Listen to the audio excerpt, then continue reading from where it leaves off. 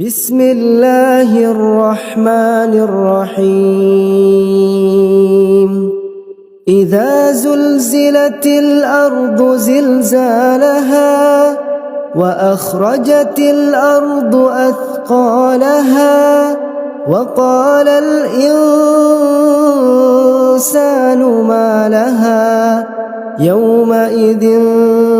تحدث أخبارها بأن ربك أوحى لها يومئذ يصدر الناس أشتاتا ليروا أعمالهم فمن يعمل مثقال ذرة خيرا يره ومن